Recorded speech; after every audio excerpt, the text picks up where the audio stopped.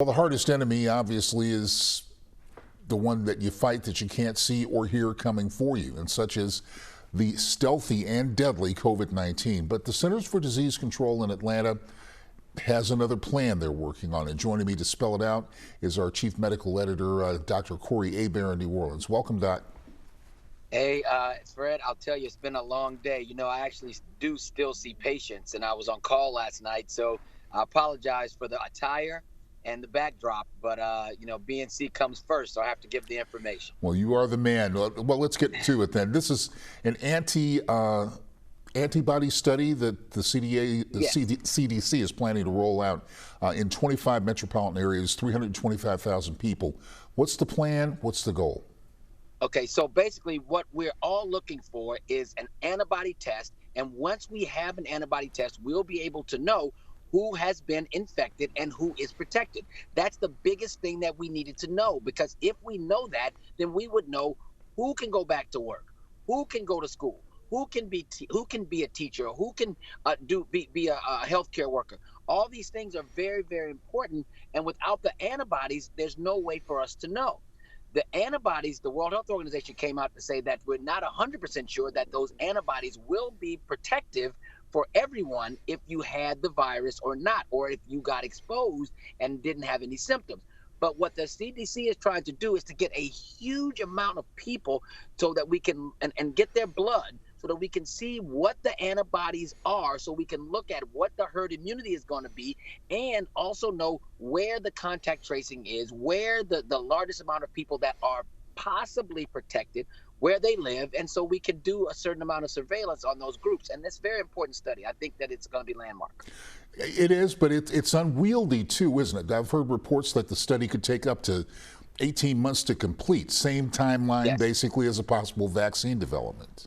Yes, it can take 18 months, if not longer. But the surveillance is really going to be very important, because we need to know. And if we don't know, I mean, what if the vaccine possibility it becomes more bleak and we don't have a vaccine, which is very possible within 18 months. We know it's possible to have it. It's also very possible to not have it.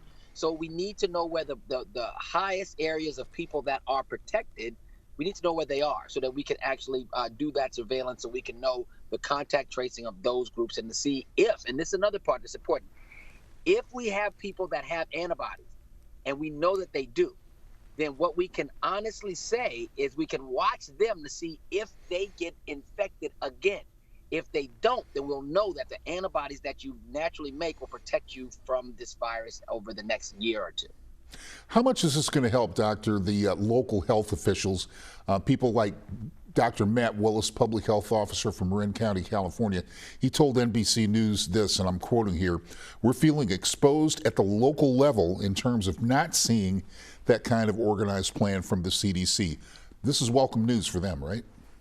Yes, it's welcome news for everyone, because we have no plan. I mean, each state is doing very different things, and it's really sad that there's no coordinated plan that is very in-depth. We know that CDC came out with a plan that was shelved, and then came out with a much more, I guess, plan that people could really understand a little bit more. That's what they said. But honestly, if you go on the website and see that plan, if you keep clicking on those links, you'll go into a deep rabbit hole, which is what we really need, meaning we need that specificity.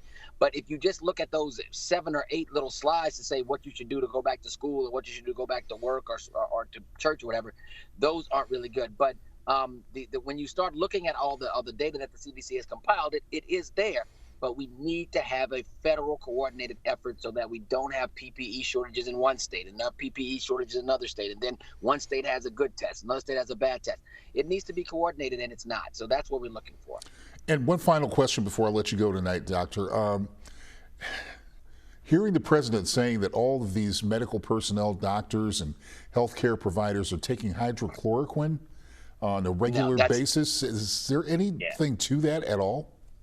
No, the data shows that hydroxychloroquine does not work and can be dangerous. That's the bottom line. It's not recommended, and it's just not. I mean, there's no way around it. As a human being, you could take whatever you want if a doctor prescribes it, but the side effect profile for that is a cardiotoxic side effect called prolonged QT syndrome. And with that, and it hasn't been proven to work in a head-to-head study, It would just not make sense for you to do that. But as a human being, you can do whatever you want. But I don't see a lot of my colleagues, none of my colleagues across the country are taking hydroxychloroquine. None of them. Well, I'll tell you one thing. I'm not a doctor. I couldn't cure a ham, but I'm listening to your advice. So, look, stay far away from the hydroxychloroquine and that cured ham. I'm having a hard time even spelling it, so don't worry about me. I'm good.